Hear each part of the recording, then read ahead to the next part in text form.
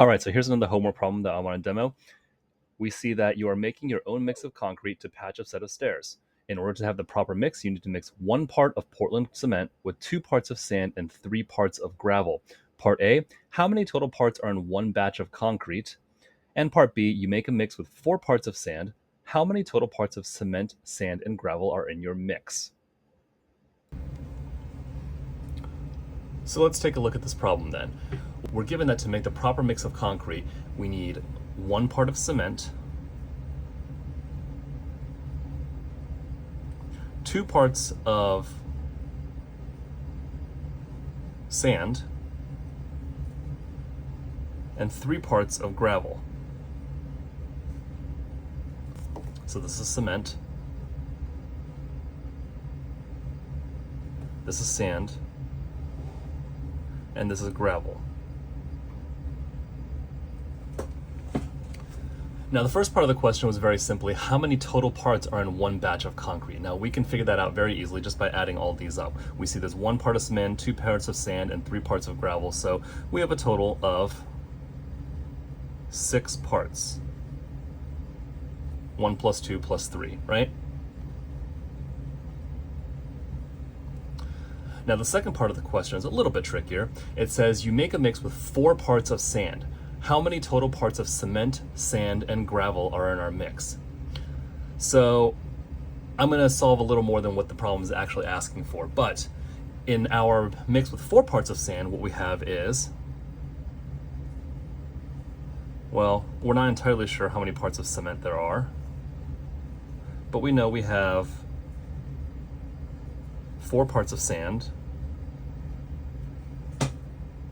and we know we have,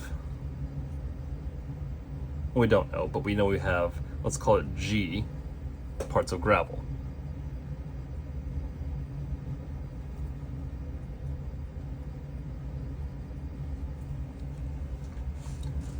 So the question is asking how many total parts of cement, sand, and gravel we have. So what we can do is we can say, all right, well, we have 2 parts of sand in a recipe that has 6 total parts. So we can say 2 over 6 is equal to 4 over P, where P is the total number of parts we have in our bigger recipe. So we've set up this equation. This is called a proportion. So we're going to start by cross multiplying. 6 times 4 is 24, equals 2p. Now we divide both sides by 2 to get rid of the coefficient. And we get 12 equals p. So there are 12 total parts in this bigger recipe. Now, just for fun, let's solve for how many parts of cement and gravel there are. We know there's 4 parts of sand already, and we're going to do this very similarly. Let's redraw that. In our original recipe, we had 1 part of cement for every 2 parts of sand. In our new recipe, we're going to have C parts of cement and 4 parts of sand. Again, we can cross multiply, and we get 2C is equal to 4, and if we divide both sides by 2, we get C equals 2. So we have 2 parts of cement in this bigger recipe.